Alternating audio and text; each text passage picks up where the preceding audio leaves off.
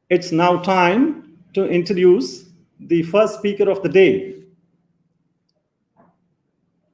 Human mobility has made monumental leaps in the past century.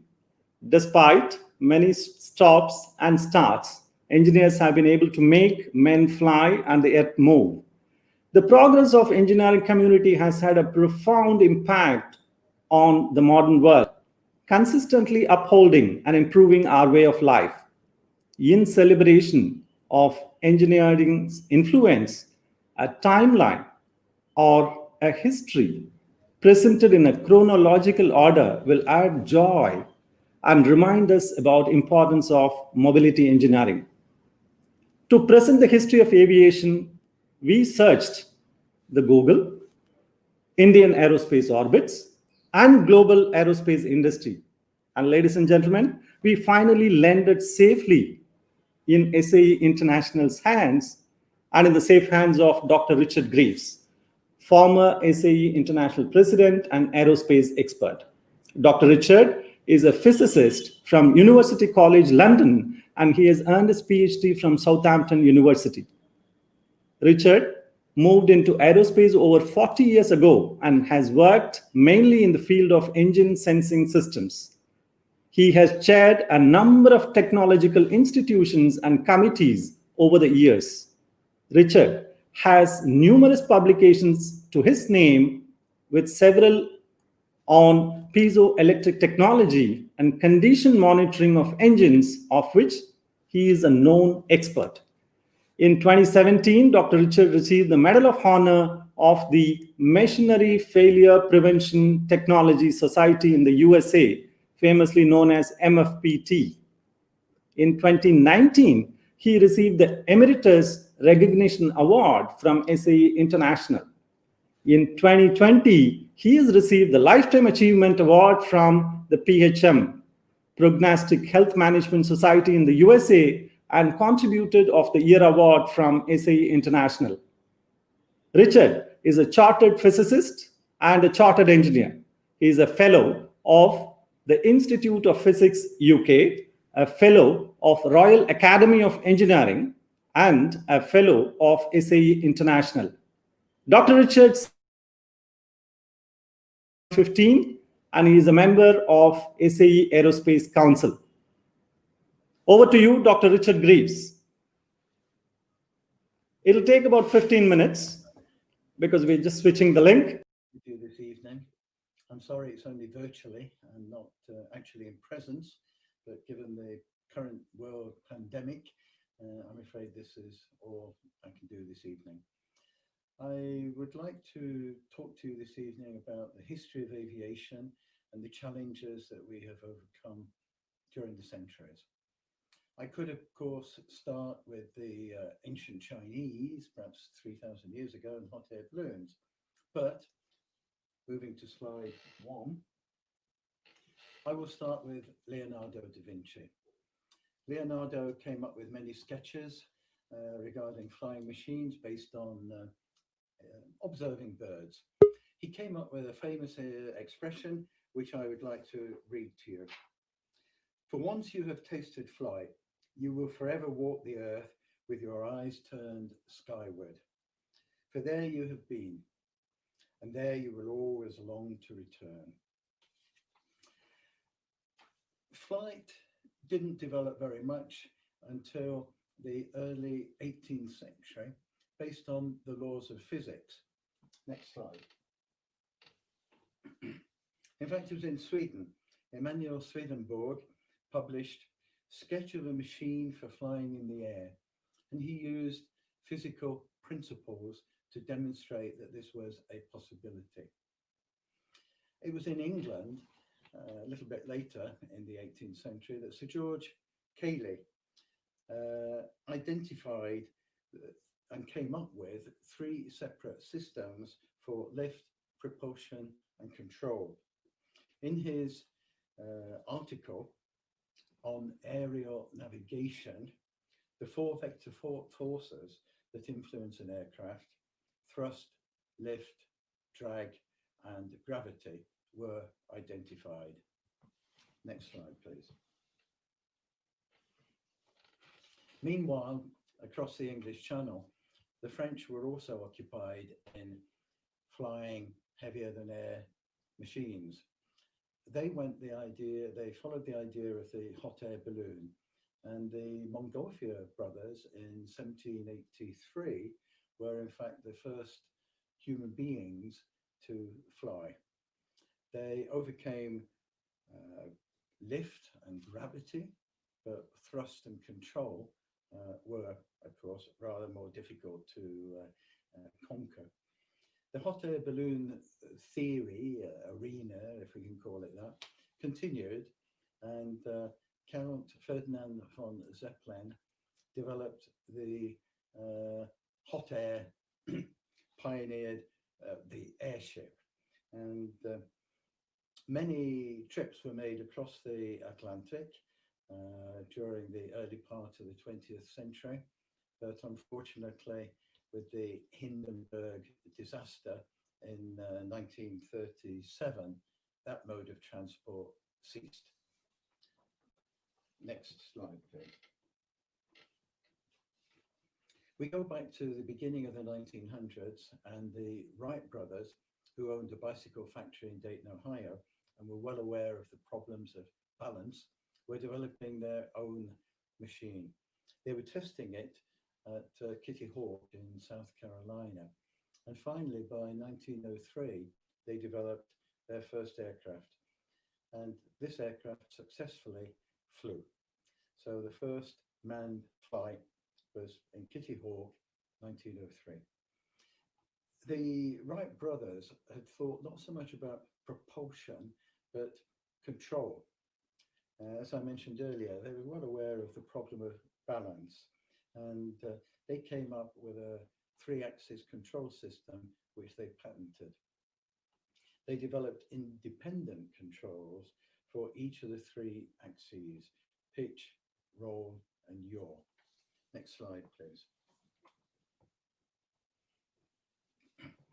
The first monoplane was developed shortly after the Wright brothers, in fact, only 3 years afterwards, by excuse me, Santos Dumont in 1907. The continued development of monoplanes ended up with Dutchman, Mr. Fokker, developing the Eindecker, which was the most successful monoplane in World War I. Next slide, please. I think someone who is well worth mentioning now when talking about pioneers in aerospace is Igor Sikorsky, born in Kiev in 1889. At the young age of his mid-20s, he developed a large transport aircraft carrying 16 passengers, which flew from St. Petersburg to Kiev, return, 1,200 kilometers.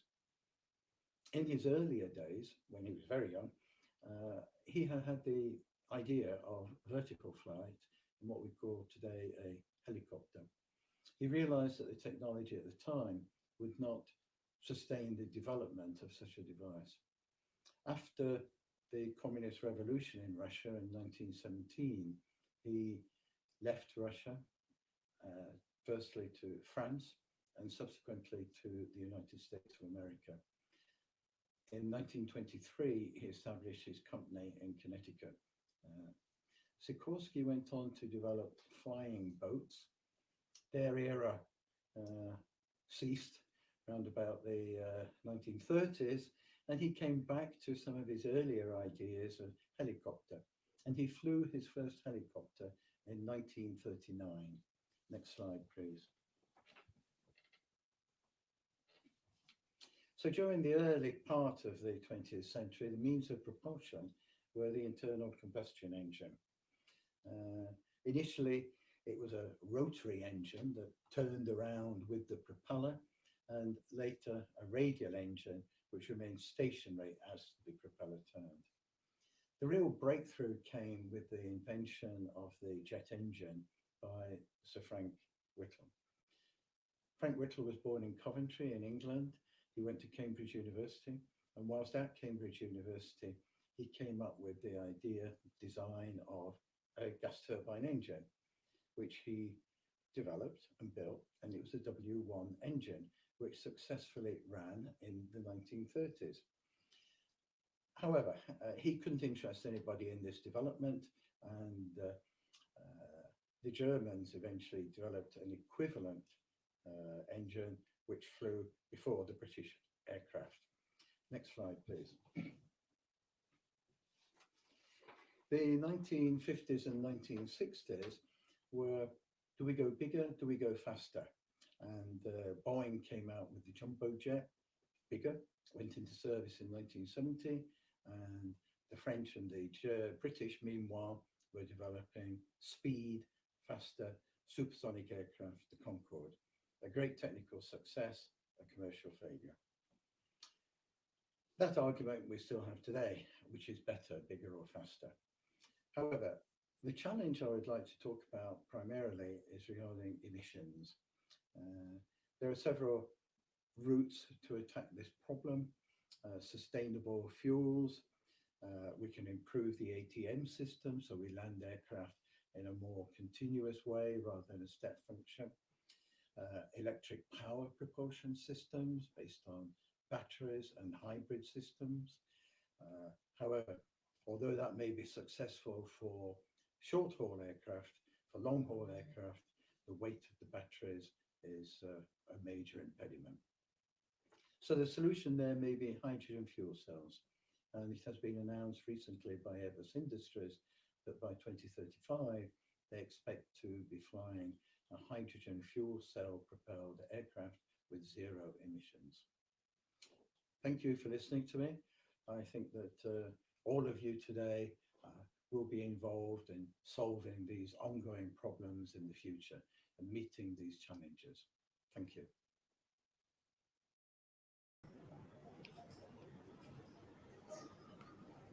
Thank you, Dr. Richard Greaves. Your speech made a milestone in the mobility path, a path created in 1916 when the Society of Automobile Engineers, Society of Tractor Engineers, and the American Society of Aeronautical Engineers had come together to create Society of Automotive Engineers.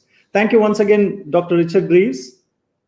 So, ladies and gentlemen, we are moving on to the next keynote speaker from Dassault Systems, Mr. Enrico Scharlach, Senior Director, Aerospace and Defense, Dassault Systems. Mr. Enrico is an Aerospace and Defense Solution Experience Senior Director for Dassault Systems since 2014. Scharlach provides leadership and strategic direction for the company's aerospace and defense 3D experience solutions focused on manufacturing and aftermarket. Working with our global customer base, he focuses on addressing customers' challenges in these domains. Prior to this role, he has spent 5 years in Seattle as the Boeing Manufacturing Solution Architect. Boeing connections are amazing. The international president, India president, and the keynote speaker. With the Dassault Systems since 2001, Scharlach held multiple roles in process planning and manufacturing, including 5 years as the process planning team lead space in Japan and projects working for Airbus and others. Scharlach earned master's and bachelor's degree in business and science engineering from University of Applied Science, Germany. Over to you, Mr. Enrico.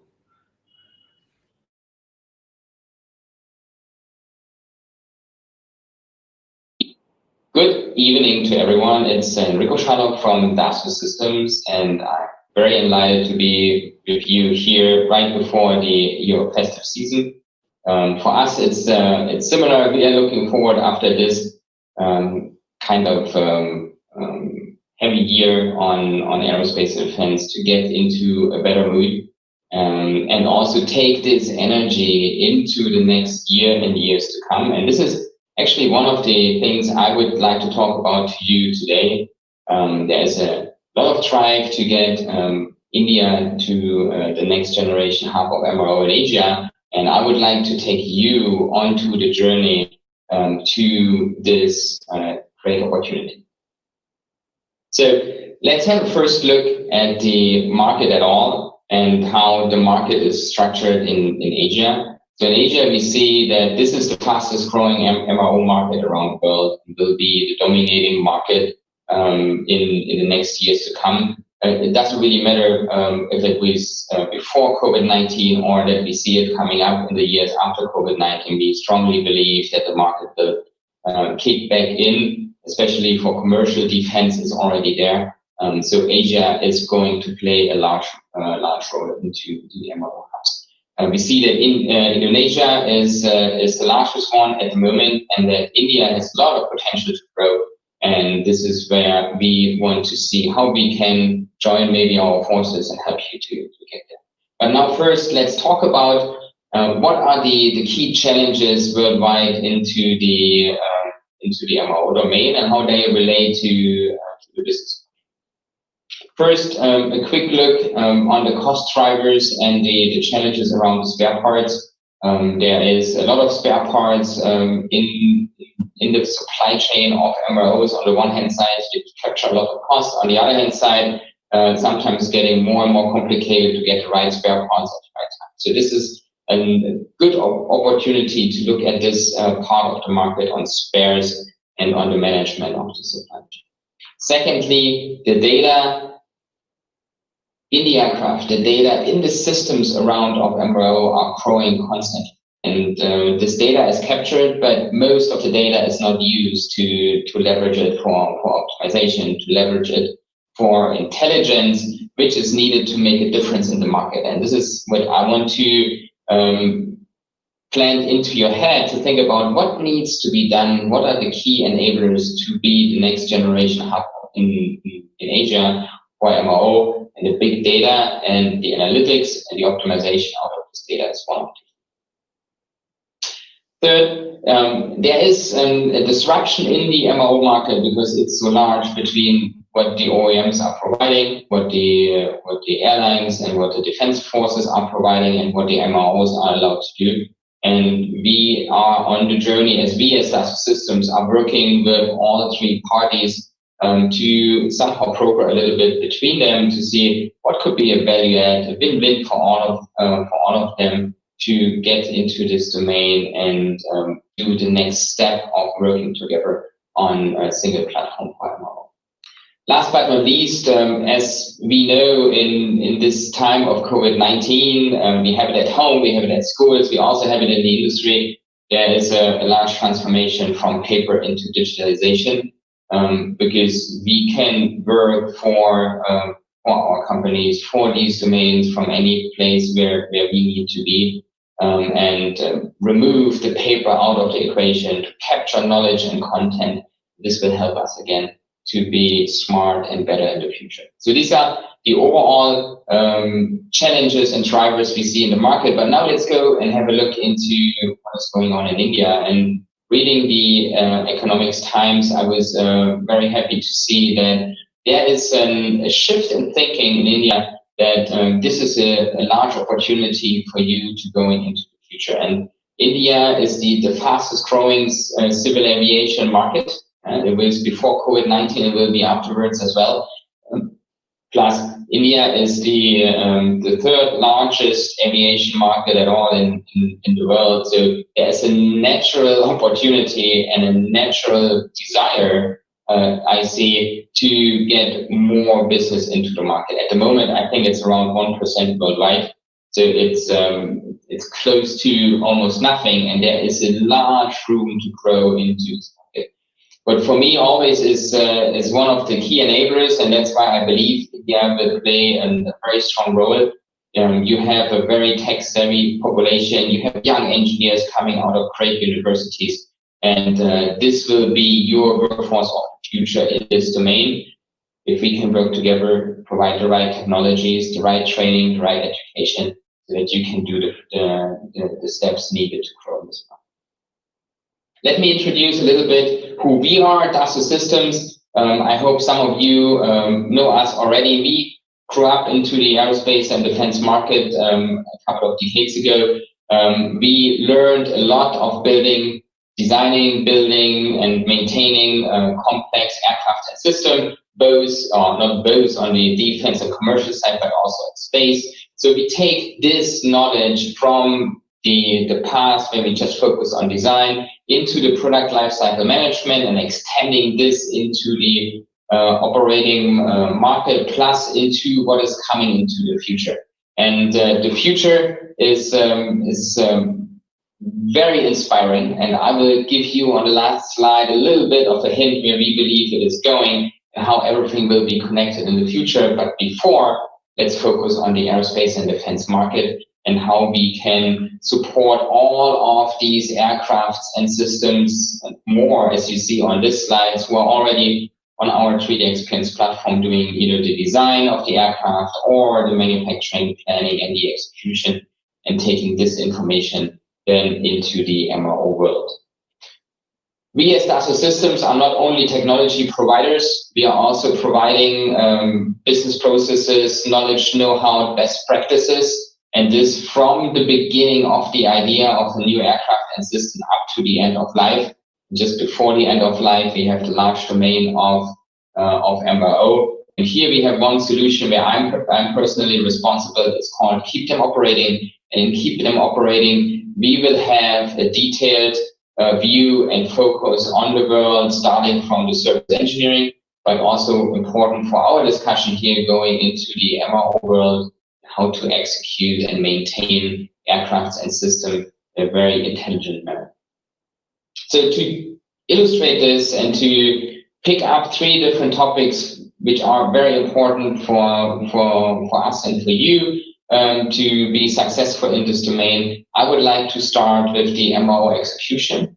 And the MRO execution, as you see here from one of our customer screens, plus illustrated here on this slide, it is moving more and more into a very digital world, very connected, very fast on any kind of device. And this is really, really key, because one of the things we need to cut out of the MRO business and to be successful and different than what is in the market right now is that you have to exactly know what is the state where the aircraft comes in, what do I need to repair, how fast can I get my spare parts and ground crew support equipment to execute, and how do I do all the records, quality tracking, which is really, really essential in the aerospace and defense MRO world, and how do I keep this track in a collaborative way, because we have not only that lady in the middle working to execute an MRO task, but there's a lot of different people working around it. We talked about earlier spare parts, warehouse management. If everything is on the digital thread, available, visible to all the individuals who have to work on the system, this makes a key difference to be fast, be smart, and have quality MRO right there. So this is one of the first steps to think about when you plan and roll out a network of MRO hubs in India. Don't forget to think about the digitalization, how you have one system which connects it all. One of the references we were working on is with Pratt & Whitney in Singapore, what they call the future MRO facilities, where we exactly do the digital thread from the planning of the MRO throughout the execution and capturing all the rich content which is coming from the engine itself, but also which is captured from the maintenance operations. So take this as an example, take this as an inspiration, start thinking about, okay, how do I drive digitalization?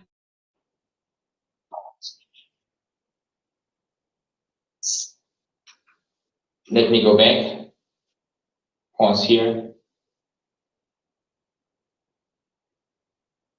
Then let's go to the 360 operations excellence, as we call it, because this is for us all about the big data analytics and how we leverage this data to drive optimization.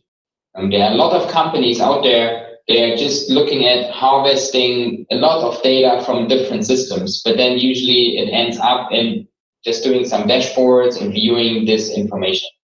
We as Dassault Systems want to drive the big MRO data analytics to a next level where we focus on matching up the big data content to the digital world to an aircraft design, to an aircraft system engineering, which is available throughout the OEMs.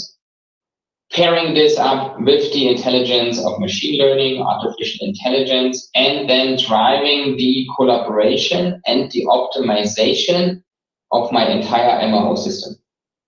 This is a continuous process and effort, to drive the continuous optimization. You can only do this if you connect the virtual world with the real world, and to connect the digital, the aircraft and system, all the information you get for your service maintenance materials, your 3D design, which is coming from either an OEM or from a reverse engineering of your aircraft system, and connect it on the right side to the real world, to the contracts, the data, and to the prediction of what is coming up in the future. So having this crunching engine underneath to learn, to predict, and to continuously optimize is one of the key differentiators you can have in the market. It's one thing is the data. The data is really important, and we all need to get access to this data. But the second and even more important thing is, what are you doing with the data? And I want to show you a quick example in this short video. And this was implemented, you see here, in a commercial airliner and into the defense world. The defense world has naturally a lot of data. We are connecting to 70 different data sources in this case to drive what you see, a link between the rich data coming from a maintenance system into the digital design of an aircraft, so that you instantly understand where an issue is happening, and then you drive the action and task to solve an incident which was found during flight, during MRO, to drive the optimization. Then, in the next step, first, when the task is identified and the task is assigned to an analyst engineer, we can go into the details of the data between the design, but connected and married up to the real data of the MRO world, and get a better understanding what the issue is. Here it is a temperature sensor in that case of this aircraft, which is connected to systems in the aircraft. And then we can track and trace what is going on. We have here machine learning on written reports, and we talked about digitalization, but we still have a lot of paper out there. We can also use the paper to drive the intelligence and the data collection. There's often a question, how can we monitor and track and trace as maintained information of a fleet? And what you see here is exactly this. We have the entire records of the fleet. We know when was an aircraft in service, when was a part removed, repaired, reinstalled, what is the information we get from sensors in an aircraft. Here we see the flight altitude, the temperature of the sensor, and we are taking all this important data out of millions of data points to package it up and then drive this back to engineering to solve the issue. So this was a very quick video of 2 minutes, and we could talk about this for hours, I believe. But this should show you the potential and the opportunity to connect the big data from the real world out there in the MRO to the digital environment to then use this for optimization. We stop here quickly and go there again. 3, 2, 1. So what I showed to you is not only being applied to the defense world.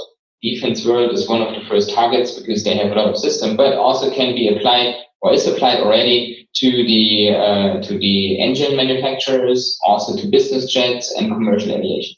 This is not something where we would believe this only applies to aircrafts which are the latest state of the art and have already a lot of information. You can do this analytics throughout the entire aerospace and defense. So last but not least, let's talk a little bit about the workforce of the future, because this is what I said is one of your big important lever you have in India with your tech-savvy young guys who would like to work into a very exciting environment. And to get everyone there, it's not only just to provide technology, but also provide business processes, knowledge and content, and look at this as an entire process of learning and preparing the workforce of the future. It's, as I said, it's not only the technology which is important, it's to grow your next talents into an environment where they understand how to use the technology, how to put it into the right context, how do I drive collaboration with others, and how do I capture the knowledge needed to be one of the leaders in the market. To do so, we developed a network of experience centers around the world. These experience centers, and you have one in south of India, and I would be more than happy to invite you there, because this is a big playground and experience ground where we marry up the industry best practices with the latest technologies on our 3D experience platform to educate young people, young engineers, teams and companies who have a vision and an idea to drive into this market, but not yet know how to do it, what should they use, how comes all the technology together, and here you get it hands-on. And this is really making a difference before you have a lot of investments into this domain, into this market. If you go and visit one of these centers, get the first-hand experience, and then you get a better strategy to be successful, to be smart, to have the cost under control, but be the one who is successful. So I would be more than happy to invite you to our experience centers. I'm looking forward to seeing you there. So this was a run through the three major items to be successful in this market. And I told you I want to give you one of the thoughts of where we want to go in the future. And we are aerospace and defense, and the industry is moving. We see a lot of startups investing into eVTOLs. You will see in maybe 10, 20 years to come that we look more up into the sky than on the road to go for our next ride. And when we think about MRO and maintenance and project us these 10 years ahead, it's not only MRO for airlines, for air vehicles, but this will be an MRO for entire systems of systems. And then we need to think about how do we influence and impact these systems of systems to think about MRO, which is driven by aerospace, but also by cities and territories, because we have vertiports where these things need land, trains, self-guided cars connected to offices. So this is really a next level of maintenance we then have to think about. Maintenance of these interacting systems. But this will come. And this is super exciting. So I would propose, let's start in aerospace and defense. Let's look at how can we help you in India to be the next rising stars for the next MRO hub in Asia. And I'm reaching out to you, encourage you to come back to us, and we are more than happy to work with you in the future to make you successful. Thank you very much. Have a nice rest of the great event, and hope to see you soon. Bye-bye.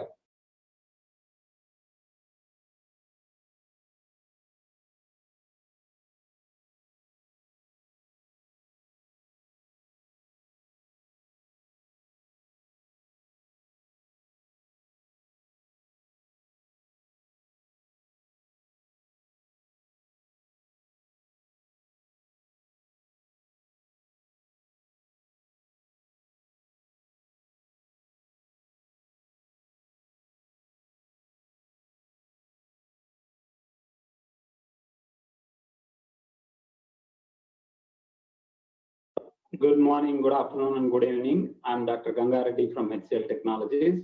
I'm member of Technical Committee for Aerocon 2020 organized by SCE India.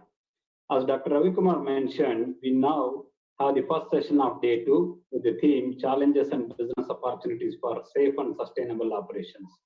It's my honor to chair the present session. To begin with, it is my privilege to welcome Mr. Shadi Sadeh, who is the Vice President, Commercials, Airbus Customer Affairs. He has more than 2 decades of experience in sales and marketing. He has held several leadership positions in Europe and Middle East. Mr. Shadi holds a master's degree in aeronautics from University of Southampton. Now I invite Mr. Shadi to deliver the keynote address on challenges and opportunities for safe and sustainable operations. Ladies and gentlemen, good evening, and a big thank you for inviting me to speak before you today. And I truly hope that next time we will be all sitting together in the same room discussing these extremely interesting topics.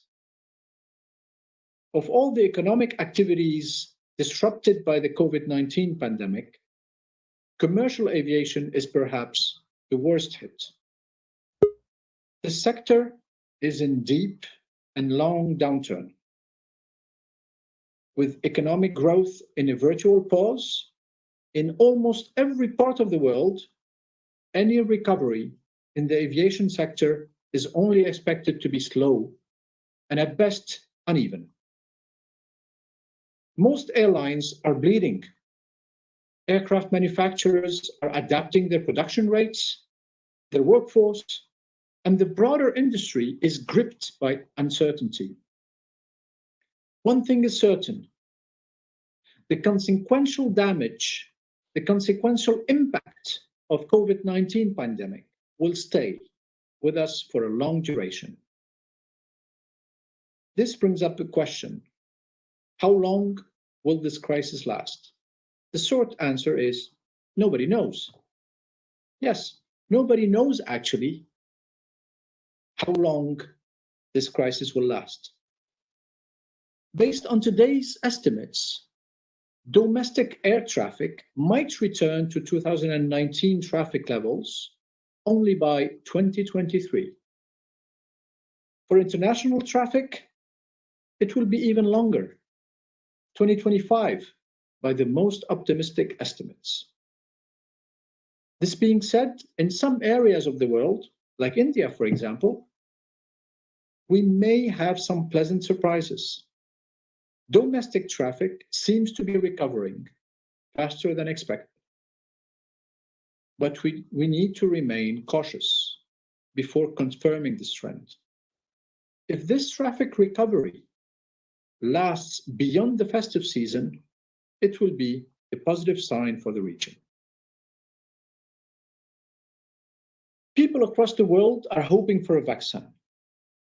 The aviation business is also pinning its hopes that an early and effective vaccine will ease up the health challenges that have shaped travel behavior and also help accelerate economic activities.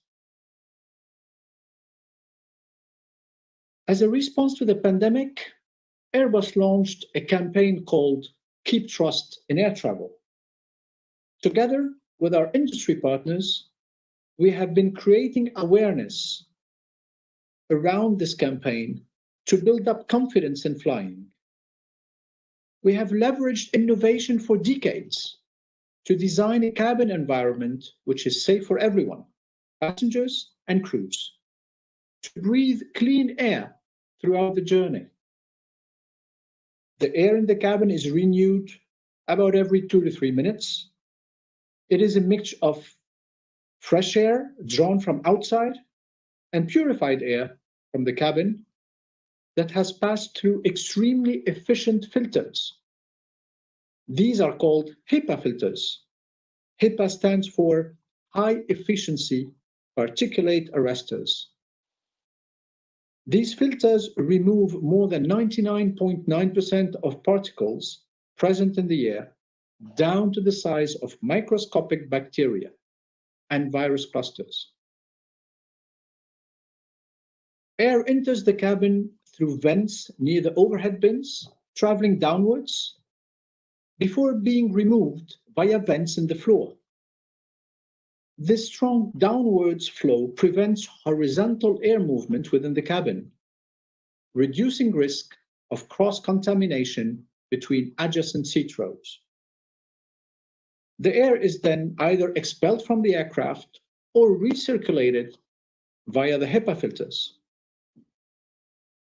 In simpler words, the cabin air of our aircraft is clean and safe. we can actually say that air in the cabin is filtered in the same way it is done in a surgery room of a hospital. But can we support these facts with real data? The answer is yes. Recently, IATA came up with some fantastic data. In 2020, 1.2 billion passengers traveled by air, and only 44 COVID-19 cases have been associated with a flight journey. This was further confirmed by detailed computational fluid dynamics research conducted here at AIROS. Furthermore, an independent study carried by the Harvard T.H. Chan School of Public Health, published last week, confirmed that the different risk mitigation strategies implemented by the entire aviation industry makes air travel safe and even safer than other routine activities. This is the first comprehensive research looking at the entire in-flight experience. A combination of cabin features, airflow patterns, and fresh air circulation, besides passengers wearing masks and following safety instructions, makes air travel the safest mode of transportation, which makes flying safer than dining out at a grocery or grocery shopping or going to a cinema, the Harvard study has confirmed. Through these turbulent times, we can be proud to say that the aviation industry has stood strong and united. United in our purpose to ensure the safety and well-being of our passengers, and in trying to restore their faith in air travel. From taking adequate biosafety measures to redefining processes and protocols, from multi-stakeholder collaboration to restoring the faith in air travel. The entire aviation ecosystem worked together, hand in hand, to respond to this unprecedented challenge. In India, all this has led to a slight recovery in domestic air travel. International scheduled commercial travel is still banned, but air bubble agreements put in place by the government with several countries is also aiding this recovery. Dear colleagues, this is not the first crisis our industry is facing. For decades, this industry has proven its ability to manage risks in a professional, innovative, and globally coordinated way, and managed to navigate through different crises: 9/11, 2008 economic crisis, SARS, and many others. And I'm convinced that our ability to adapt, improvise, and overcome will see us emerge quite literally like the proverbial phoenix from the ashes of this pandemic. The recent progressive reforms taken by the Indian government have created an opportunity for India to leverage the huge untapped MRO market. Furthermore, there is the opportunity to boost training facilities to meet the strong demand for pilots and engineers in the coming years. Another area is digitalization. We have already witnessed that travel experience has been improved significantly by technology in the last few years. Going forward, digital technologies will be core for adapting aviation industry to a challenging operating environment. New innovations and technologies will enable operational and cost efficiencies across businesses. I believe the coming years will be a period of innovation to match anything in the history of aviation. This will be possible with the development of zero-emission aircraft and the decarbonization of the entire aviation sector. We will use this opportunity to build up a more sustainable industry than the one we know today. Recently, Airbus revealed 3 concepts for the world's first zero-emission commercial aircraft, which could enter service by 2035. Each of these concepts represents a different approach to achieving zero-emission flight, exploring various technology pathways and aerodynamic configurations in order to support our ambition of leading the way in the decarbonization of the entire aviation industry. All of these concepts rely on hydrogen as a primary source of power. Hydrogen is an option in which Airbus believes. We believe it holds exceptional promise as a clean aviation fuel and is likely to be a solution for aerospace and many other industries, actually, to meet their climate neutral targets. Positive steps like these will be critical in reshaping the future of the industry. The aerospace industry will also play a powerful role in the economic recovery as an engine of employment, innovation, and prosperity. Please remember, dear colleagues, the importance of this sector, which supports more than 80 million jobs worldwide. The past few months have underscored the importance of air travel, the importance of free movement. In their absence, we have been reminded of their value. Air travel narrows boundaries, connects people across the world, reunites families, and broadens intellectual horizons by facilitating intermingling of ideas, people, and cultures all over the world. Talking about India, I believe in the intrinsic strength of the Indian economy and market. I believe in the future of the Indian aviation industry, and I believe in the capacity of this industry to give wings to the aspirations of India's 1.3 billion people. Once again, I thank you for giving me the opportunity to speak to you today. I wish you a great evening, and please stay safe.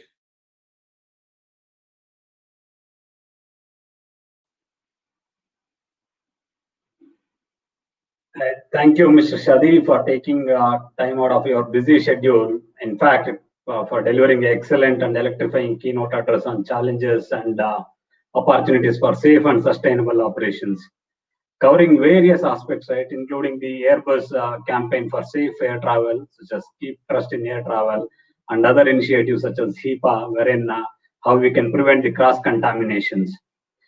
We are also extremely happy to know your strong belief in intrinsic strength of Indian economy and Indian aviation, which may see faster recovery of aviation industry in this part of the world. Thank you once again on behalf of all the delegates, SAE India, and the Aerocon 2020 team. Now, I want to make an important announcement because of Mr. Shadi's unavailability owing to his prior commitment. I request all the participants to post their questions in Q&A pane. We'll get these answers and post in our website. Thank you.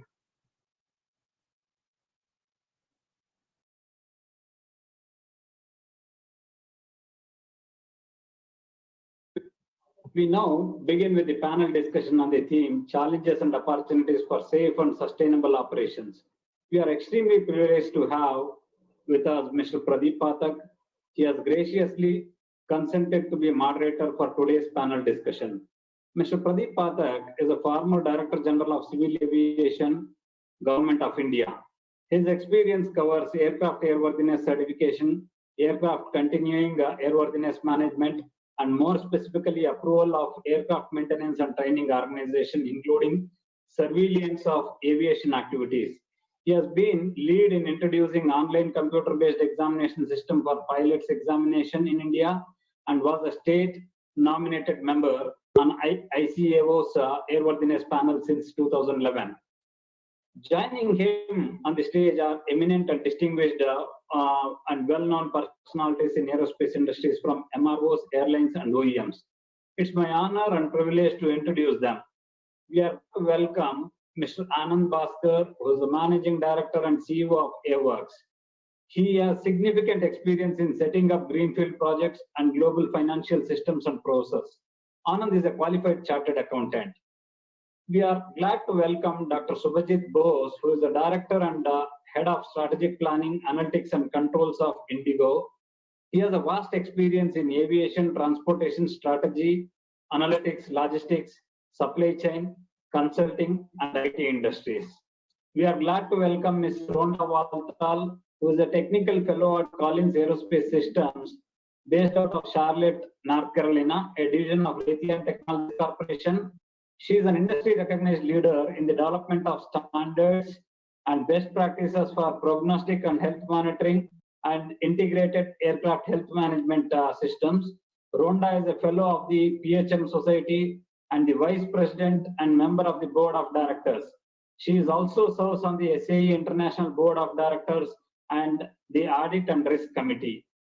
Now we are glad to welcome Mr. Luigi Selmi, who is CEO of Lufthansa Technic Services India and is responsible for managing the company footprint for South Asia, which includes customer support, logistic services, material management, technical services, as well as component, aircraft and ground desk, that is 24/7. He has a vast experience in Asia Pacific region, overseeing maintenance, customer services, warehousing, flight hour services, and training operations supporting airlines, lessors, and MROs. Now, I request Mr. Pradeep Pathak to lead and moderate the panel discussion on challenges and opportunities for safe and sustainable operations. Thank you.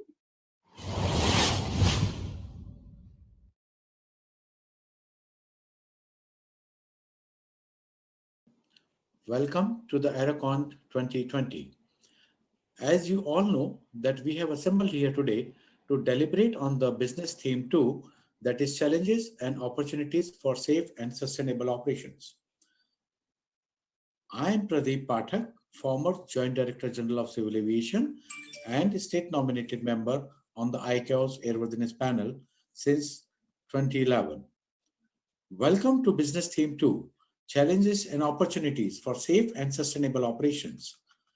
Aviation is fundamental to support and growth of local and global economies and an essential part of our world as travelers. But the aviation sector is the worst hit with COVID impact. This pandemic has been highly disruptive to every single player in the aerospace sector, be it an airline, a lessor, an MRO, an equipment OEM, an aircraft OEM, a training center, or an airport. Current pandemic is significantly affecting the industry in near and medium term. Yet history has also proven air travel to be resilient time and again. This panel discussion will focus on the current disruption and how it will drive opportunities for safe and sustainable operations. The COVID-19 pandemic and the upheaval has made a severe impact to aviation and MRO industry. It made a huge impact on aerospace ecosystem, supply chain, airlines, and OEMs. As per the report of ICAO on effects of novel coronavirus on civil aviation, economic impact analysis released on October 15, 2020, COVID-19 pandemic has put aerospace industry under historic turmoil. While this has posed many challenges, it has equally provided opportunities for aerospace industry.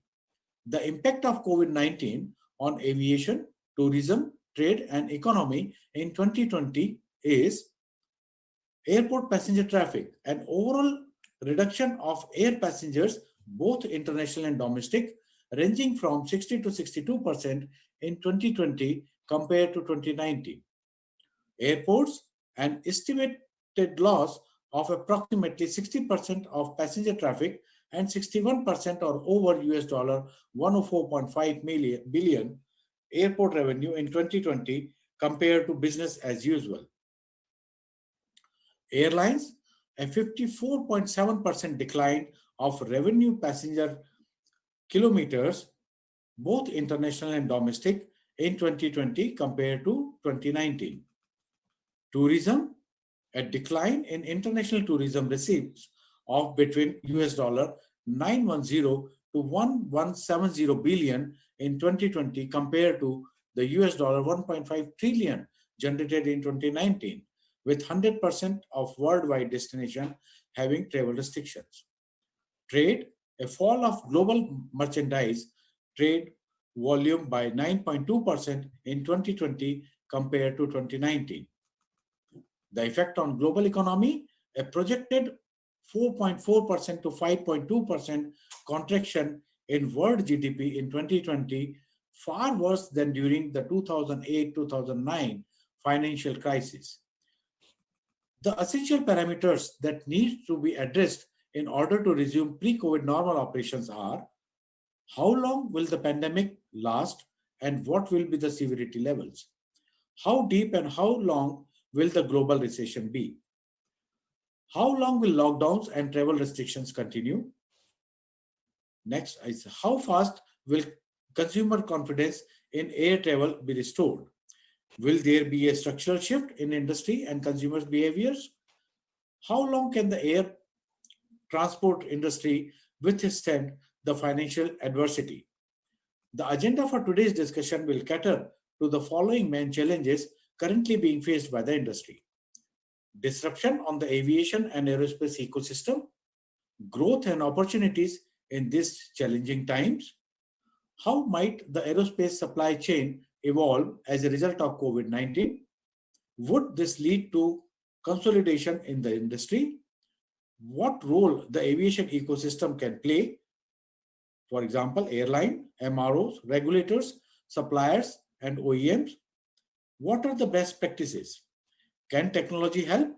What are the expectations from technology? Last but not the least, what would be the role of India? With this, I open the stage for deliberation by the eminent panel members. Mr. Bhaskar can resume the deliberations now.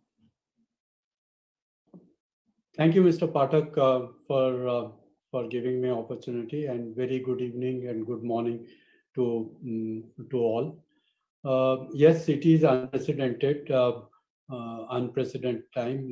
Like Mr. Pathak said, the ICAO statistics says it all.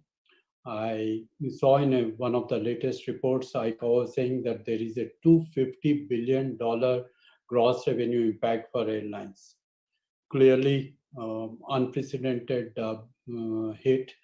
And for us, let me just step back. We are a MRO, and we are the largest MRO in India, largest independent MRO. So we are not associated with any OEM or any airline.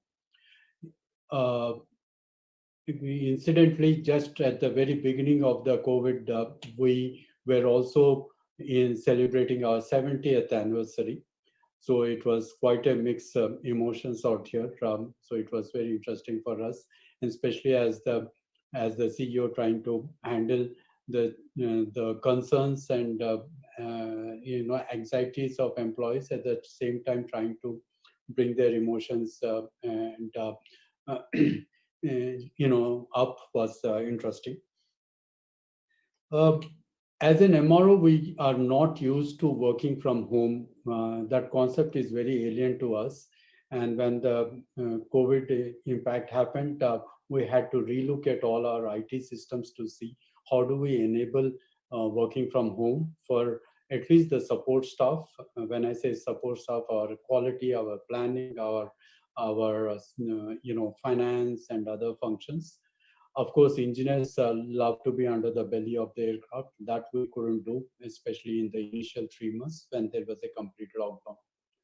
So this was the time for us to introspect and try and bring IT platforms in so that we can start engaging with our employees. We are present at more than 28 locations in India, so we are quite spread out. So getting everyone onto a platform for communicating with them and telling them what exactly we are trying to do, how we are trying to deal with the pandemic was quite challenging. We started off by putting e-learning systems in place. So we used that 3 months period of complete lockdown to bring a whole lot of classroom training onto e-learning platforms so that we could gainfully engage the employees on the e-learning modules. And also we started idea portals to, it was all to ensure that people are engaged in some form or other and keep their morale up. Once the pandemic, lockdown started unwinding, we were allowed to go to our offices and all. Every day was a challenge because there were different states were having different lockdown regulations, and dealing with them, dealing with the regulators, dealing with the police and other parties was quite interesting and challenging, of course. I think the worst from an organizational standpoint is behind us. We have been able to put some systems and process in place. We have been communicating with people. We are engaging with them. We are getting people to the hangars to work on aircraft. So people have learned to deal with COVID. They have learned to, work with their masks on, social distancing. So all this has become now part and parcel of our work culture. We have been badly hit by international transits, the transits that we do for international customers, because obviously there are no international aircraft flying in. So that challenge has hit us big time from a P&L standpoint. But on the others, after the initial dip, I'm seeing a uptake out there. I see, in fact, not just uptake, we are seeing new shoots coming up, new opportunities getting visible out there. One of the key opportunity which came up was because of COVID and because there was not much of international traffic around. So India had to become self-sustainant in terms of providing the MRO services, So that was a big opportunity for us. We had to plan our component procurement, we had to plan our equipment procurement in such a way that we have sufficient stocking at various MRO facilities. Second big challenge was moving people around, especially on the general aviation platform. India still has a regulatory requirement of B1 and B2, B1 being the airframe engineer and B2 being avionics. Now, while we have B1 across various states, but B2s generally look after 2-3 customers from one location. So they travel extensively across the country. And that became a huge challenge for us, in terms of moving them around because of quarantine regulations and stuff like that. In terms of, again, opportunities, one, as I said, we became more self-reliant. We became more planned in our approach. We were looking at slightly long-termish in terms of our logistic support and getting enough, material in our stores and warehouses. In terms of planning for employees, planning for engineers, that became slightly more long-termish because of the restriction of moving people around. From a business standpoint, I saw a uptake in the general aviation business because more and more people were wanting to fly in the private jets. People who could afford first class, and with non-availability of that platform, they were looking at that. In terms of commercial aircrafts, just before COVID, in month of March, India made a major regulatory change in terms of bringing the GST down. However, the exuberance was lost in the COVID challenges. In the last 2 months, the advantage of that is being clearly seen with more and more aircrafts coming into India and getting maintained out here. Defense has been another big opportunity which has come up, and we are seeing a lot of uptake on that in the Indian market. From some of the good things which have come thanks to COVID has been there have been regulatory changes on how how trainings would happen, how regulatory trainings would happen. Regulators have stopped insisting for classroom trainings, and e-learning courses have become the norm, and that has helped improve the productivity of our e-learning team and also our engineers, because they don't have to travel to one location at a time. Overall, I believe while there are challenges galore, we haven't seen the end of the tail of this as yet. I believe it will be some more time before we say that, yes, now we know what is the total impact of COVID. I think it has shaken up the industry. People are looking at productivity, people are looking at cost, people are looking at sustainability in a big way.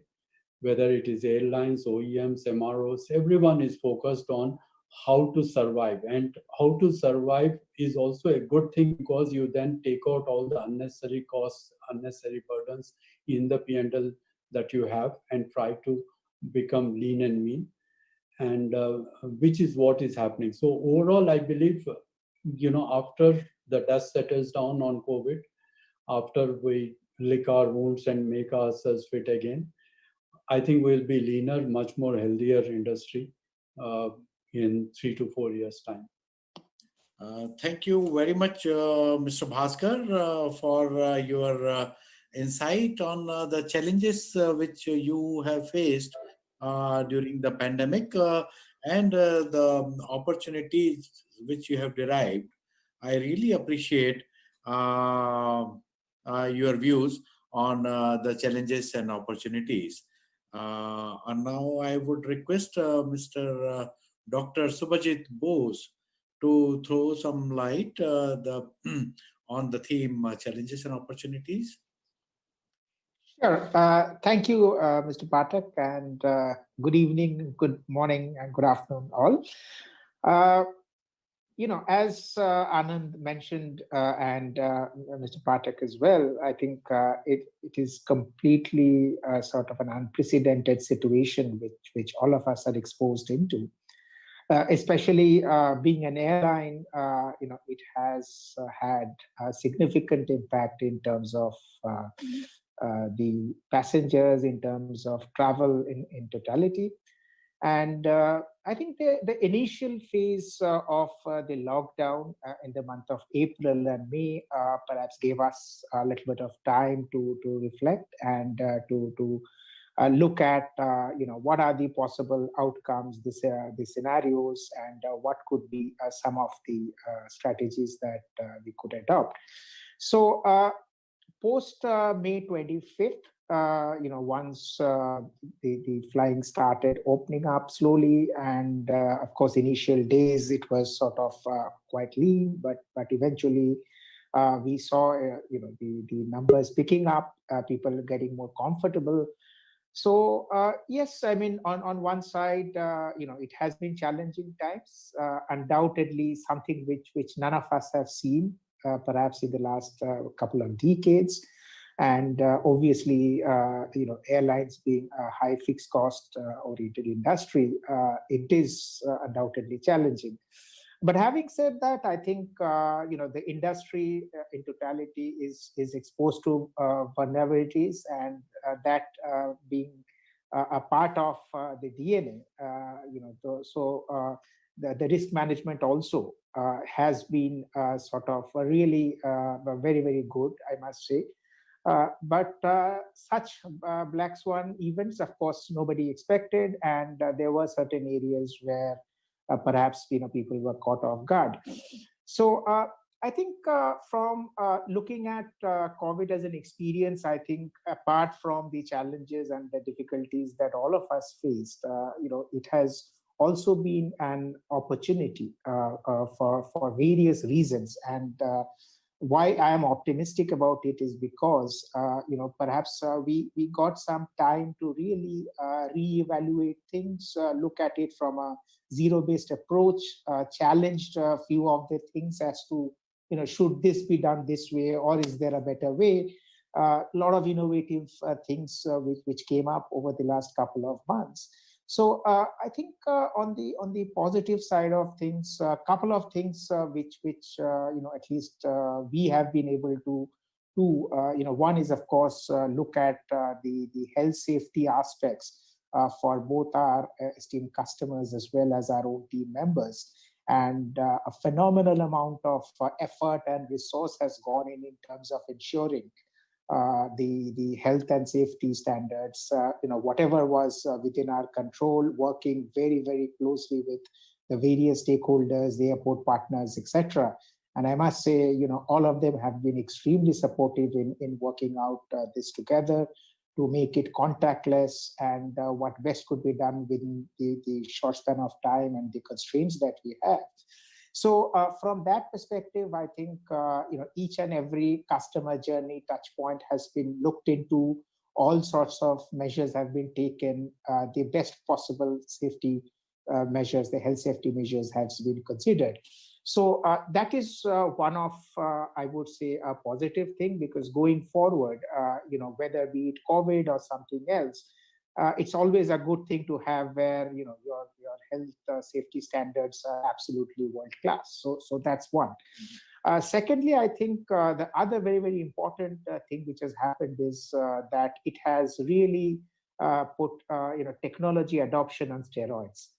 Now, while it is true that digitization and the transformation into the digital space was something which we started on the pre-COVID days as well, but the COVID has actually made us speed up all such projects, and there have been some significant progress made on such fronts. Be it things like improving on the web check-ins, ensuring a contactless journey, starting from bag drops to electronic payments, etc. And I think that's a permanent benefit which any airline would get, even post-COVID days, because what happens is that makes you a much more scalable organization from an expansion standpoint down the line. And also, presently, for example, we have sort of automated the entire rostering system for the 24,000 team members we have across India and overseas. So what that means is, a lot of efficiency kicks into the process. Productivity is looked upon very, very closely. And as Anand also mentioned, that is, of course, a very, very important aspect now. So, all sorts of measures have been adopted, which improves productivity for us. So that has been, the positive side of things, if I may. The other thing is that we looked at all the processes that we had and, brainstormed and worked out a lot of alternatives. Especially, you can afford to do that at a time when you're not on the peak level of operations. So, and that led to a lot of tuning and tweaking of various processes, which became much more efficient and much more, better, so to say, from a customer experience standpoint as well. So that is the other positive aspect. The next thing is on cost. Again, a zero-based approach was adopted, and we re-looked at all the entire cost structure. Of course, we were a cost leader in any case pre-COVID, but obviously there's always room for improvement. And there are certain initiatives which has made us even more leaner from a cost standpoint, which again is very good from a long-term standpoint, because what happens in such times is, that you focus on each and every rupee and see what best can be done to save any sort of cost. So that is a very, very positive thing which has happened. The other thing is, the cargo business or the freight business has picked up phenomenally. And that's a lot to do with the fact that e-commerce has been on the upswing because of more home deliveries, etc. And I guess that's a business which is here to stay. And we have been sort of a very, very strong player in that space with good aspirations as well. Freight, again, I mean, given the fact that we have, the various initiatives like Make in India, Atmanirbhar Bharat, etc., and the sheer fact that global supply chains are being rewired. So that gives us as a country even, a lot of opportunity to tap some components of the global value chain, which would result into a lot of cargo movement within India and the nearby countries. And we sort of being an important player in this space, we see a lot of opportunity on the cargo standpoint. So that is a growing sector. And also, the best part I would say is that this COVID or this pandemic has brought all of us even closer, you see. And I think that is phenomenal. I mean, be it the various airport partners, be it the various other partners we work with, starting from our suppliers, our customers, so we are all one team now. So, and that is something which has sort of given us a very good view about, how together we could make it a better space.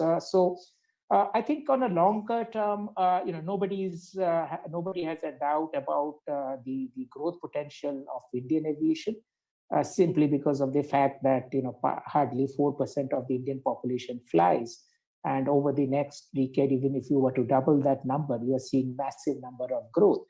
And even with the international connections, that travel will remain. It's a question of when. And I think nobody has the crystal ball for that. But all these, whatever I mentioned to you, I think all these are positive things which will give rich dividends in the longer term. So yes, it's a struggle, it's a challenge every single day now. But we can see the silver lining. So I think someday or the other, all this will pay. Yeah, thank you. Thank you very much, Dr. Subhajit, for the challenging times which you have passed through.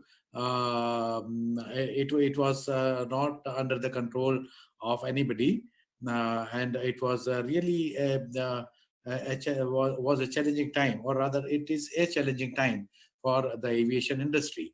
However, I appreciate that you have derived the opportunities by making the processes automated. Now I would request Ms. Rhonda, if you are prepared to throw some light on the theme. Thank you, Pradeep, and good evening, everyone. It is my pleasure to be here today to talk to you about my perspective from Collins Aerospace. If you're not familiar with Collins Aerospace, we are the world's largest supplier of commercial and military aircraft systems and components. And prior to the pandemic, we had over 71,000 employees, and of those, over 17,000 engineers. We have 6 major divisions: aerostructures, avionics, interiors, mechanical systems, mission systems, and power and controls. So basically, anytime you look at an airplane, either in the interior or on the outside, you're probably going to see one of our products. We are the result of a merger between Rockwell Collins and UTC Aerospace Systems, which also includes Hamilton Sundstrand, Goodrich, KA, lots of names I'm sure you're familiar with, but we are Collins today. This has been a tough year for us. It started with the grounding of the 737 MAX, and then the COVID pandemic has really exacerbated the problem. Now, we are a supplier to both the OEMs, to Airbus, to Boeing, for example, as well as to the MROs and to the airlines. So we've been hit doubly hard by this pandemic. Now, we have taken advantage of the time to work through our backlog on orders that we had. We've worked through those on repairs as well. But we're in a situation now where we're looking towards the future, and the fact that we don't really see full airline travel returning again until 2023, that is really going to impact our future for the next couple of years. Now, just yesterday, our third quarter earnings were released. And I'll give you a couple of those numbers. They were kind of heart pounding for me. Our year-over-year operating profit is down 94%. Our sales are down 34%. And if you just look at the commercial aftermarket, so like for the MROs and to the airlines, our sales are down 52%. And then for the OEM sales, it's down 44%. So those are huge numbers. And we know that, but we're looking at the future, trying to really align for what's happening, what's coming down. Now, we do believe that air travel will return slowly. We're already starting to see passengers wanting to travel for the holidays. And so we're starting to see that return slowly. And we're starting, not yet quite, to see business travel return. And that'll probably be a while before we start seeing the lucrative business travelers return. However, we know that they will. And once these aircraft start flying again and they start being utilized more, then we know parts will break and have to be repaired or replaced.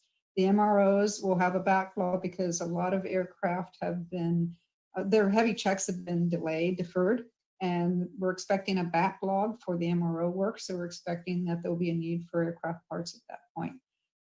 The new aircraft sales, the orders have been kind of shifted, so that may be a little while before we see that return. So that is a real big impact to our business. And not just to us, but also to all of our suppliers that provide parts to us for our systems and our components. So it is a huge impact to the supply chain, and we realize that. But we're not stopping, we're not giving up, because we know that in order for passengers to feel safe and to be safe on airplanes, we need to have innovative technologies out there for the aircraft and for the airports.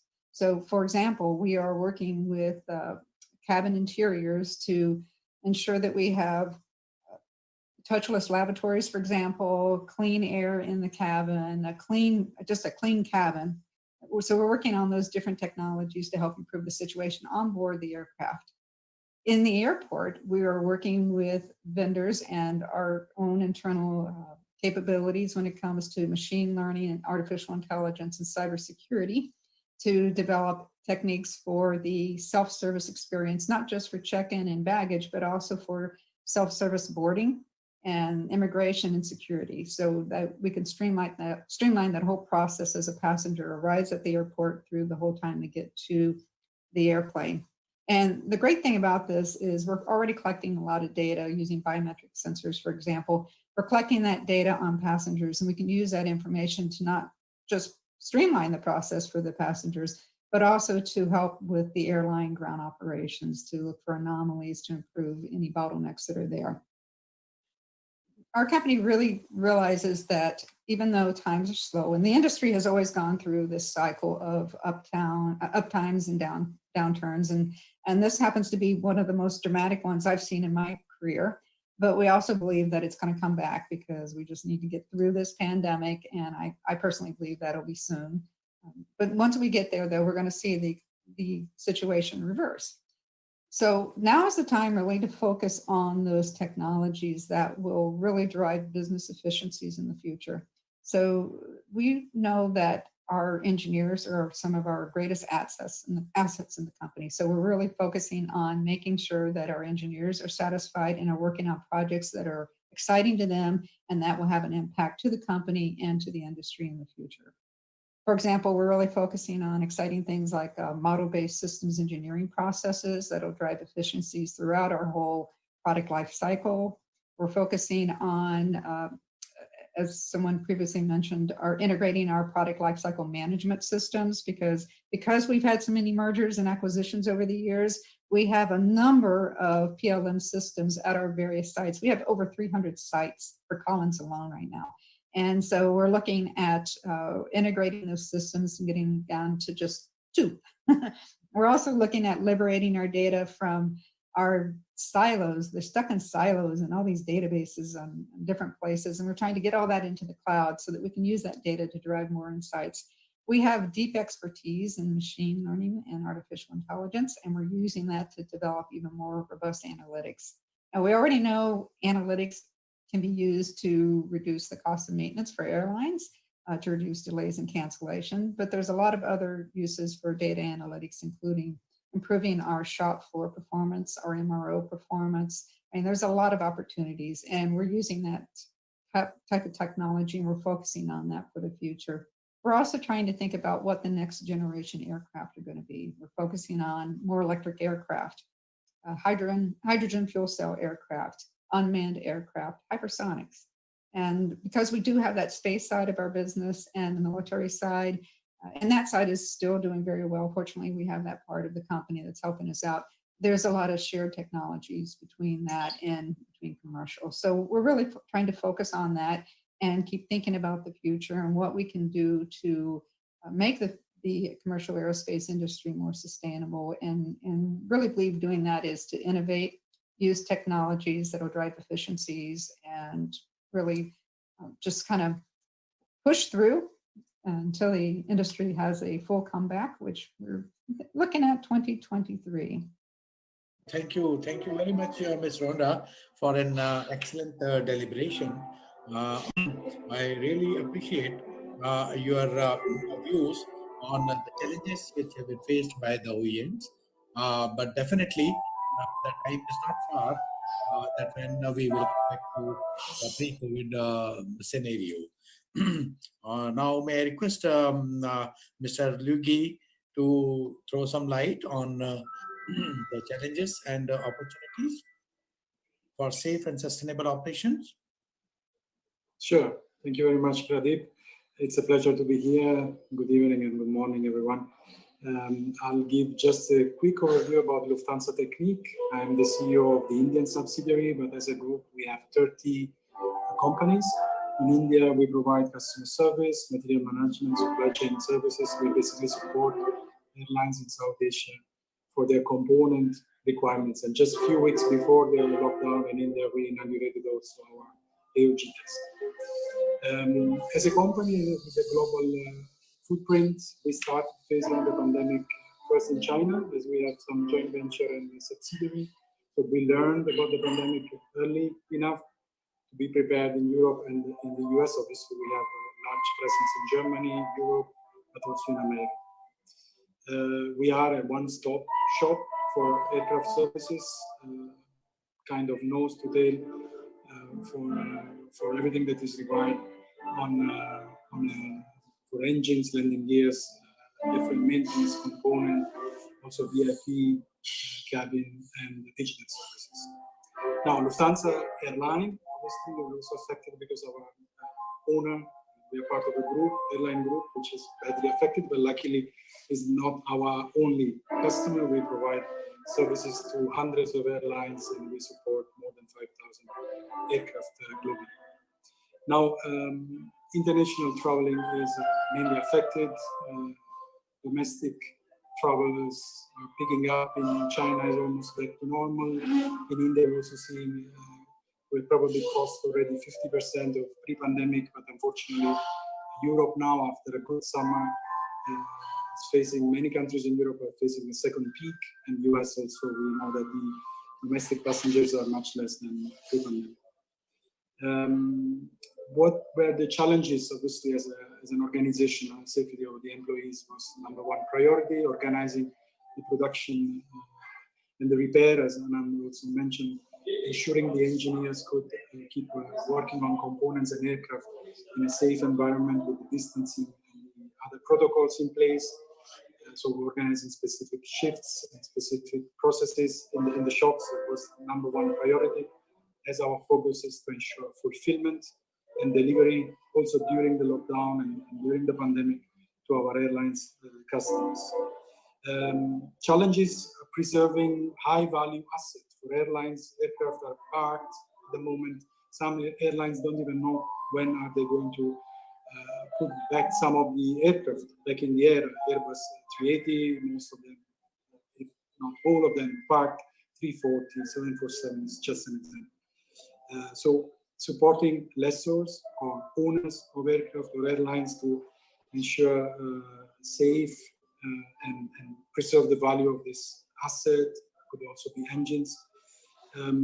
So storage of the aircraft, especially during the lockdown with the restrictions. The aircraft are not meant to be parked. They are meant to be in the air. So lots of unscheduled events will take place once the aircraft are going back in the air. These were a few of the challenges. However, if we talk about opportunities, some of the panelists have already mentioned before me, but cabin reconfiguration, as passengers will not accept to be in cabin which are not comfortable. Emotionally, we're also more sensitive to cleanliness and comfort on board these days. Cabin reconfiguration in the medium long term could be an opportunity. It was mentioned by Dr. Bose, the quick change, the passenger to cargo conversion, so having approved solution, certified solution to have a combi or a complete switch from passenger to cargo on quick, on short notice, adapting, also having the engineering capabilities to adapt the new schedules to the new normal, operations, supporting lessors in taking back some of the aircraft, redelivery projects. However, it was also mentioned by Rhonda, the bigger driver will be efficiency, and digital data plays a big role. One example, our customers were very reluctant in the past, pre-pandemic, to accept major shop events like engine overall. Now we are able to do that acceptance online with the customer remotely connected. We obviously have our digital platform where we are pushing more and more the integration of data from operation, from maintenance, from line, as well as shop floor experience.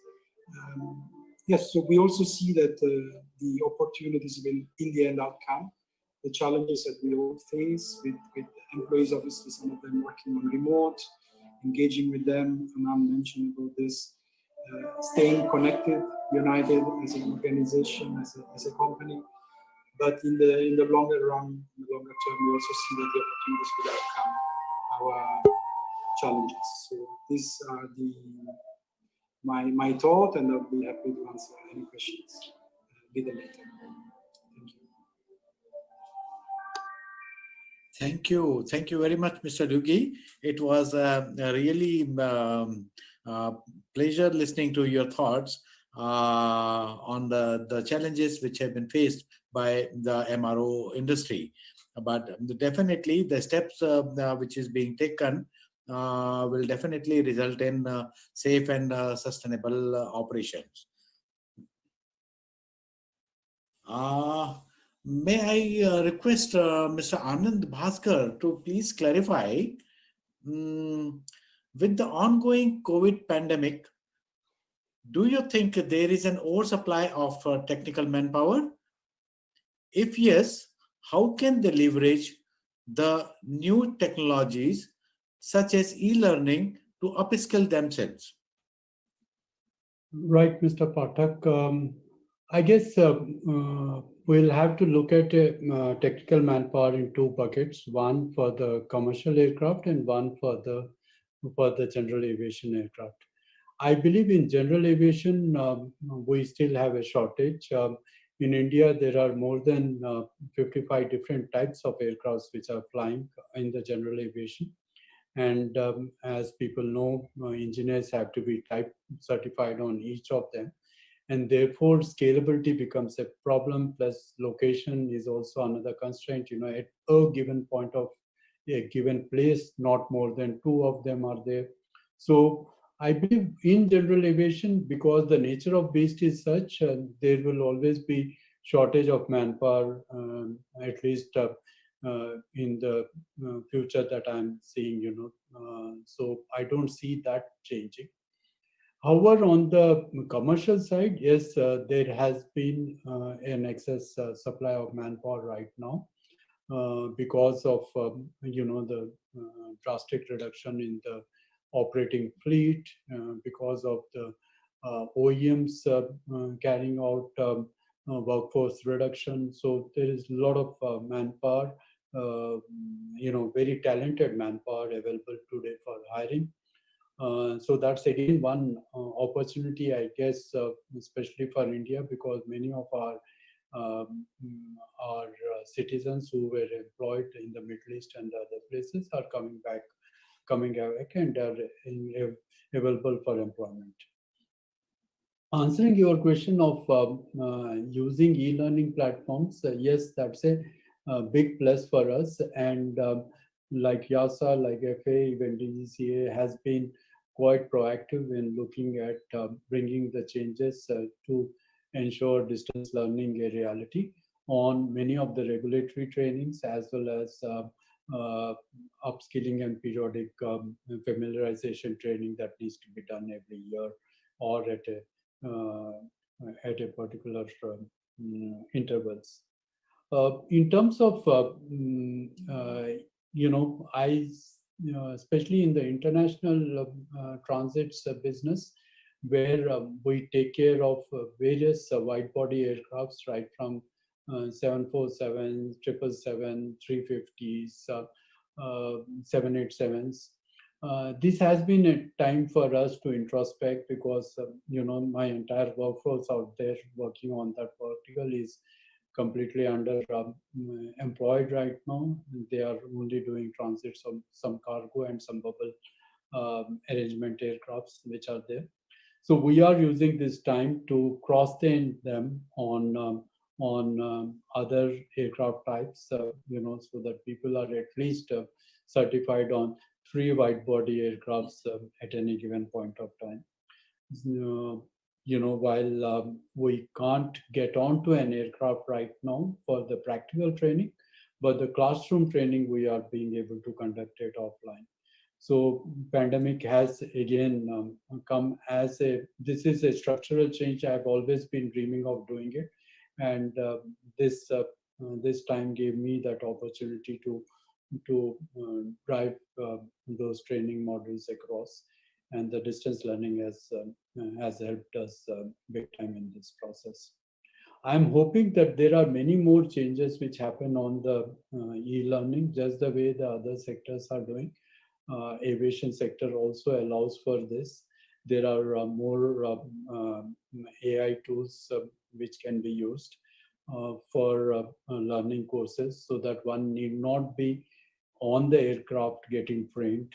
As you know, more than 130 different types of activities have to be performed before one is certified on a particular aircraft, and not all those activities happen at the same frequency. So the certification kind of gets delayed. So in case we are able to use the newer IT technologies, we should augmented realities and stuff like that. We should be able to drive those changes. There is a need for OEMs, MROs and airlines and regulators to come together and see how do we change the entire learning process, entire certification process for our engineers as we move forward post-COVID. We will move forward. Thank you. Thank you very much, Mr. Bhaskar.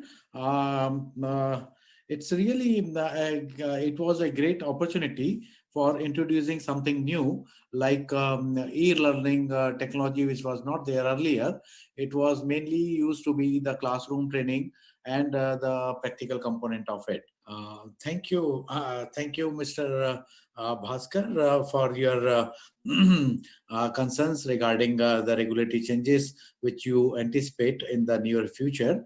Now, coming back to Mr. Subhajit, what do you think, keeping the ongoing COVID-19 pandemic in view, what are the key focus areas of an airline industry, and what steps can be taken in order to rebuild the confidence amongst customers? Yeah. Hi. Yeah. Yes. So, see, I think a couple of different steps are the key focus areas that we as an airline, or for that matter, any airline in the world has. The topmost focus for us is the health safety, both for our passengers and for our team members, because it is extremely critical that this aspect is looked into in all possible extent, and that's what we are focused on and have been spending hours and hours together on improving it further. So that is the topmost focus for us. Internally, of course, liquidity is a focus, which is true for any airline in the world today. Cost, again, is a very, very important aspect, and we are closely looking at the CASK and looking at ways and means to improve the situation, how further we can optimize the cost. A lot of progress have been made, and still we are working on a lot of other initiatives to see whether we can fine-tune that. Then we have a very, very detailed SOP which has been designed for specifically for purposes of the COVID, so the compliance of that SOP is another very, very important aspect to ensure that it's watertight in all respect, and there's no room for error at all. So that is a very important aspect for us. We are looking at process efficiency. So all processes are being reevaluated, and we are trying to tune processes to be more and more efficient. So that is a key focus area for us. The other thing which we are focused on is innovation. And by innovation, I mean innovation at all stages and all size and scale. So even a small innovation, maybe at an airport or on board wherever, are being actively encouraged, and we are trying to innovate, all new way of doing things, so which adds value to our customers as well as to us. And that is a very active process being looked upon at this point of time. Resource utilization is another very important focus area for us, predominantly from a productivity as well as a cost aspect. And as I mentioned to you a while back, we have automated the process, and currently we are sort of digitally enabled on the entire optimization aspect of resource engagement. And that's not only to do with the cost, but also to do with the efficiency, the consistency of service standards across all the stations or cities we operate in. The other focus area for us is to look at ancillary revenue streams, looking at de-risking the revenue stream. And as I mentioned to you about cargo and various other initiatives, because one has to look at de-risking the revenue at some point of time. So that is another important focus area for us. And last but not the least, I think it's improvement of the resilience of our processes. Now, that is something which we are trying to stress test all our processes and see how resilient they are. What is the plan B, what is the plan C, etc., and keeping on fine tuning that. So I would say these are the top focus areas for us at this point of time. Thank you, Subhajit. I really appreciate these are the mandatory steps which one can take, and the successful implementation of all these things will definitely build the confidence amongst the customers and will resume the normal operations. So the passengers can have confidence in traveling by air. Thank you very much. Ms. Ronda, regarding your deliberation on the challenges and opportunities for safe and sustainable operations, I have a few doubts in my mind which I would like to clarify. What digital technologies should the airlines, suppliers, OEMs, and MROs adopt during the pandemic to enable more efficient and sustainable operation with lower cost?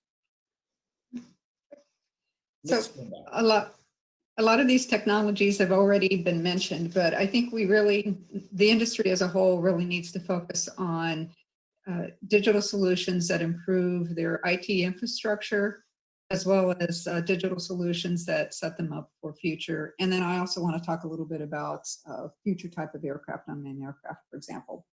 So as been mentioned previously by a couple of different people, now is the time really to streamline any PLM or MES systems that you have into something much more modern that has more data interoperability capability.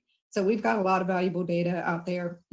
And while it's true that there's a lot more data, we can't necessarily get that data together and draw insights from it. So whatever it takes for your business to streamline those IT processes, to get the data into a place where you can actually use it, really need to focus on doing that. I'm personally a really big fan of the digital thread concept. I really think an immutable single source of truth about a component or an aircraft is really, really important, because we want to be able to get to a point where we can track a component from the time it's designed all the way through manufacturing, testing, installation on an aircraft, repair, and then back out on another airplane, and then end of life. So getting to that point where we can track that information on a component is very important. And you can't just say, okay, I'm going to start tracking serial numbers and part numbers. You really need to put an infrastructure in place so that you can track that information, which is why I'm also a big fan of blockchain technology. And I don't think anybody's mentioned blockchain technology today, but if you have the opportunity, this is, I think, a great opportunity right now while business is slow, to join some blockchain consortiums, or maybe even start your own. Work one that works just on the supply chain, and that will help drive out a lot of the inefficiencies that are in the supply chain, human error, the duplication of efforts. Plus, it'll give you visibility into parts as they're going through the supply chain. Also, for asset tracking, right now we do have a lot of retired aircraft. Some of those aircraft actually may come out of retirement and be transferred to another operator. If we had blockchain that we could actually track those assets and all those records accurately, that would make that whole process of lease return aircraft and changing ownership a lot more clean and accurate. And so I'm really excited about that. And also blockchain for maintenance tracking, for maintenance personnel, to make sure that they are trained properly and qualified to work on the aircraft, and that the aircraft are safe and in compliance with the continued airworthiness requirements. So there's a lot of blockchain opportunities out there, even as one that would link biometric sensors to a single token digital identity for a passenger, for example, will help them through the entire process of going through an airport, getting on an airplane, buying tickets, buying products on board the airplane. So really working towards that kind of blockchain technology, I'm personally excited about. Thank you very much, Ms. Rhonda. Definitely, because of the COVID-19, many health monitoring systems are being introduced for safe and sustainable operation. Now, coming back to Mr. Lugi, I have a few questions to be addressed to you. On your deliberation regarding the challenges faced by MRO with the reduction of aircraft in service and reduced utilization, what specific challenges and opportunities an MRO service provider can look at? Thank you, Pradeep, for the question. Yes, obviously, we have contracts with airlines for at least 5 years, some of them 7 years, some of them even longer. And when we offer a contract, for example, powered by the hour contract, we always plan, make estimations on flying hours, number of flights, number of cycles, and expectations from airlines, but also expectations as a service provider for certain revenue and profits. And the pandemic has put all our plans, so at least for a few months, on hold or even stopped. So I mean, it was mentioned from some of our colleagues on the panel, we have to act more as a partner rather than as a service provider, because we won't be able to go through the crisis on our own. We can only go through the crisis with our airlines customer, even with our passengers. I mean, it was mentioned by Dr. Bose. So keeping the partnership approach in mind, unprecedented times also call for specific, very, very special measures from our standpoint. So we had to adapt and we had to adjust for the fact that airlines were not even flying in India, for example, almost for 10 weeks. They weren't able to fly. All the aircraft are parked. What are you going to do? There is no revenue and only cost from an airline point of view. So as a service provider, okay, you have a contract in place with maybe minimum number of hours that you could invoice, but yeah, nobody wants to have an unhealthy customer, so you prefer to have your airlines or your customer also surviving through the crisis and then get stronger after the crisis. As an organization, we also feel that this is a good opportunity for us to become stronger and better in our processes. We are trying also to simplify our own organization. Obviously, we have also to reduce our cost. The number of leadership positions is being reduced. The organization has to become leaner. We obviously have the pride and the heritage of the German efficiency. In this regards, we are probably learning from the Indian concept of frugality or jugaad. I mean, you can do more with less resources, and you have to do that because it's again a matter of survival during the pandemic with the situation that we are facing as an industry. So this, I would say that this would be my answer to probably not answer 100% of the question, but these are my thoughts. Yeah.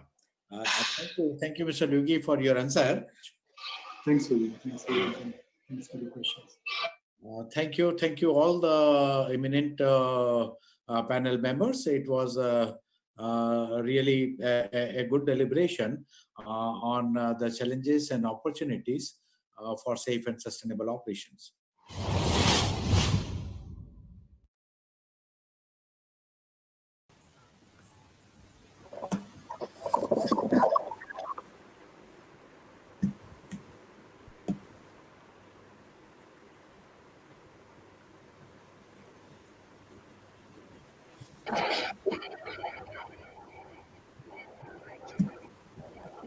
Thank you for the wonderful panel discussion and deliberation.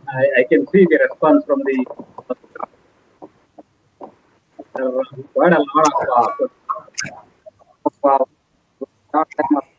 minutes. We'll take a couple of minutes and then we'll pass it on the questions to all the panel members so that we'll post it onto our website. To start with, there is a question on how will the maintenance landscape change? Big expectation, which is just-in-time replacement ahead of failure.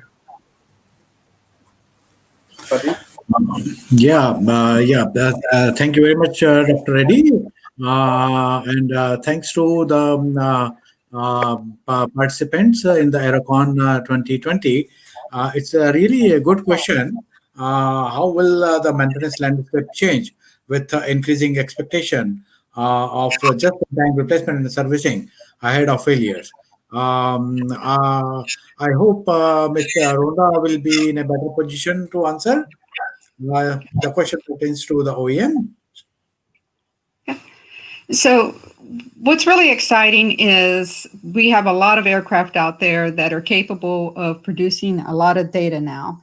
And a lot of the retired aircraft were the less modern aircraft, obviously. So now that we have aircraft that can produce a lot of data, there are a lot of opportunities out there to use information and that big data to make better informed decisions about maintenance. And when I say that, it's not just when we want to do maintenance, but actually looking at the data and predicting at what point in time that component will fail or no longer be able to perform its intended function. So with the more modern aircraft out there and the capabilities that are available for doing prognostics and diagnostics, we will be able to better predict when we will need to do maintenance. Plus, with the changes that are coming in the regulatory environment in 2022, airlines will be able to use their health monitoring data as an alternative means of compliance as opposed to doing scheduled maintenance. And this is really exciting because now we can actually use that information really and build that into our supply chain optimization as well as our maintenance optimization, and it will drive a lot of cost savings at the airlines. So there's some exciting things coming in the next couple of years, and this is a great opportunity for airlines to position themselves to be ready for those changes in maintenance due to these new modern aircraft and availability of data. Thank you, Ms. Ronda. I hope the answer will definitely provide the insight to the developments which are taking place to fight the COVID pandemic. Thank you, Mr. Ronda. Definitely, it helps, right? The next question, it is by Mr. Atul. What is the one big change already started in the MRO business post-COVID era?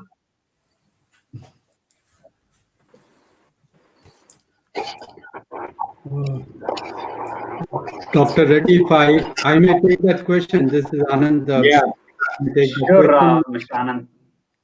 Yeah, I guess if I have one word to describe what is the big change which has happened post COVID in MRO, it is the productivity. And if I am given more than one word, it is focus on productivity and efficiency. It is very difficult to overstate the effect of COVID on airlines and the entire aviation sector. And the kind of pricing pressure, the kind of balance sheet pressure that has come on this entire sector is humongous and huge. So airlines will be, in addition to, will be looking at each and every expense with a magnifying lens to see what is the kind of productivity or cost efficiencies they can bring it in. The usual ones like improving fuel consumption, having effective route planning, pricing strategies, and effective inventory is given. But they would look at the entire insourcing versus outsourcing model in a big way. And when they look at outsourcing, the MROs will have to step up and bring in the expected efficiencies into the entire system. I believe use of IT technologies is one of the means of bringing that efficiencies, the required efficiencies into the system. We talked about augmented reality and mixed reality in training. Today, manpower cost is a one big item in the MRO industry, and with different types of aircrafts, not just in commercial but also in the private jet space. The cost of training is very huge, and there is a lot of inefficiencies out there because you need to travel two guys to a distant location in, say, Europe, US, or India, or anywhere else, and then it's a 1 month classroom training followed by 15 days of practical training, and then he has to come back, he has to undergo SOJT. So the entire process is a very lengthy process and very cost ineffective. And there is a lot of concerns which have been raised, and regulators across are looking at that and bringing online training into it. In fact, as we speak, in Airworks, we are conducting wide body training for our engineers online. And once that online training is over, then they will go and get the practical training. Similarly, I believe there is a lot more to be done on improving the inventory management, on ensuring that your resources are used effectively. So, to answer the question in one word, yes, there will be tremendous focus on productivity and efficiency, and IT technologies would be one such way of bringing that in, whether it is AR, mixed reality, Internet of Things, or even newer technologies on predictive maintenance, paperless office, 3D printing, robotics, blockchain, etc. There is a whole lot of things which are happening, all with one focus: how do we improve the entire productivity of the value chain? And that's the one big plus, I would say. Sad though, but one big plus out of COVID pandemic. Thank you, Mr. Pradeep, for excellent answer to the question. I'll take one last question. I know we are running short of time because it is directed directly towards Mr. Subhajit. This question is from Shivkumar Chandran. Dr. Subhajit, we all talk about safe travel passengers. One of the keynote speaker from OEM spoke about mechanisms such as HEPA filters, etc., for maintaining clean air inside the cabin. These mechanisms are already in place, and how much passengers understand this is a big question. In this context, as the airline, how Indigo is engaging with passengers to improve the confidence in safe travel? Dr. Subhajit, it is to you. Looks like he has some connectivity issue. Probably we'll get the answer, offline and then post it into the website.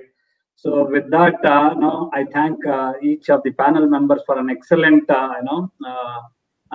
discussion which touched upon various aspects. Thank you once again. Thank you, Dr. Reddy. Thank you. Thank you. Thank you, all the panel members. And honorable dignitaries on the stage, in spite of your busy schedule, it is heartening to note that you have allocated time to participate in today's panel discussion and share your valuable insights and perspectives on the challenges and opportunities for safe and sustainable operations. Thank you once again on behalf of SAE India and Aerocon 2020.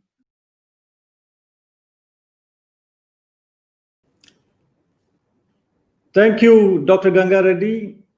Ladies and gentlemen, in case if you are now hit with virtual platform hypoxia due to WFH, it's time to take a logical break, bio break, stretch in WFH. A very short break because we're going to have a very interesting keynote speaker, and the keynote speaker has a hard stop. He's going to be the Joint Secretary or Administrator of Civil Aviation. So sip some water, walk around, stretch your leg, take a deep breath, attend to phone calls, come back right away. We're waiting for you. Take a short break. We'll be back in 3 minutes.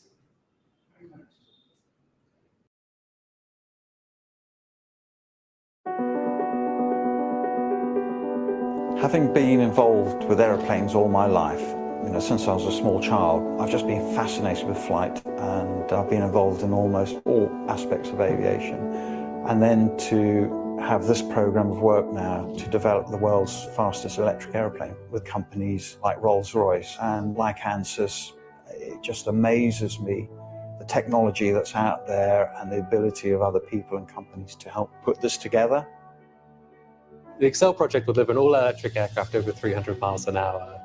Competition has always been a strong driver of technology, and what we're really hoping to do here is use that competition to push battery technology, to push powertrain technology into aviation fast.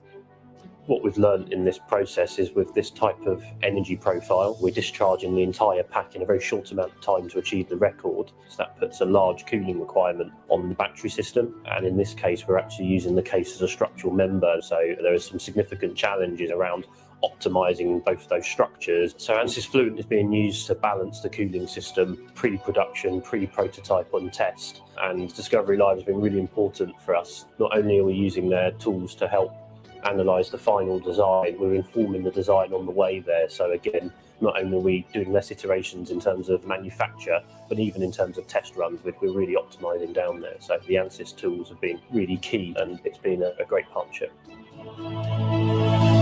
I'm kind of hoping that we can inspire the next generation of engineers into this new technology, and to be involved at the very beginning of electric aerospace is very exciting.